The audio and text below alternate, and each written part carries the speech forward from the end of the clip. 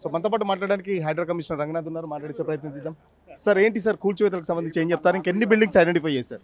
చెప్పా కదా, ఇప్పుడే చెప్పాను కదా, 8 అయినాయి. 8 ఐడెంటిఫై చేసినాము, 8 ఐడెంటిఫై చేసినాం. అవన్నీ జరుగుతున్నాయి, తర్వాత కూడా తీస్తాం, ఇంకా చూస్తాం. ఓకే, చూస్తున్నారు కదా, దాదాపు 8 బిల్డింగ్లు ఇప్పటికే ఏదైతే హైరైజ్ బిల్డింగ్స్ 50 గజాలలో 60 గజాల్లో 40 గజాల్లో కట్టిన బిల్డింగ్స్ అన్నీ ఐడెంటిఫై చేసాం. ఖచ్చితంగా 8 మీద కూడా కూల్చివేతలకు సంబంధించి త్వరలోనే చర్యలు తీసుకుంటాం. సో ఇప్పటికే కూల్చివేతలకు సంబంధించి దాదాపు పనులన్నీ పూర్తయిపోయినాయి. ఎందుకంటే కంజెస్టెడ్గా ఉంది ప్లేస్ కాబట్టి కొంచెం పనుల్లో జాప్యం జరుగుతుంది.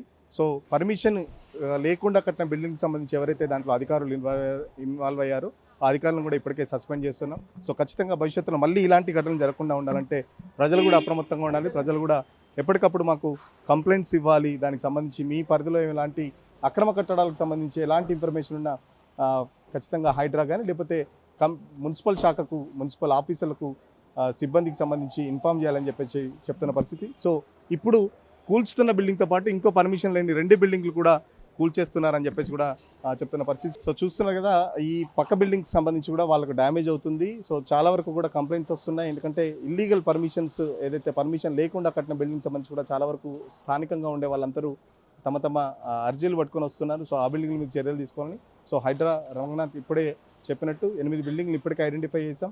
భవిష్యత్తులో కూడా ఈ స్పెషల్ డ్రైవ్ అయితే కొనసాగుంది. మొదటగా ఈ ప్రాబ్లం సాల్వ్ అయిన తర్వాత వాటన్నిటి మీద కూడా దృష్టి పెడతాం. సో ప్రజలు కూడా అప్రమత్తంగా ఉండాలి. ఎలాంటి కంప్లైంట్స్ కానీ ఎలాంటి అనుమతులకు సంబంధించి లేకుండా కట్టే బిల్డింగ్లకు సంబంధించి కూడా మీరు ఎప్పటికప్పుడు ప్రభుత్వ అధికారులకు సమాచారం ఇస్తే ఇలాంటి ఘటనలు మళ్ళీ పునరావృతం కావని చెప్పేసి హైడ్రా కమిషనర్ రంగనాథ్ చెప్తున్న పరిస్థితి. జర్నలిస్ట్ కోటితో సురేష్, ఆర్టీవీ కోసం, గచ్చిబౌలి నుంచి.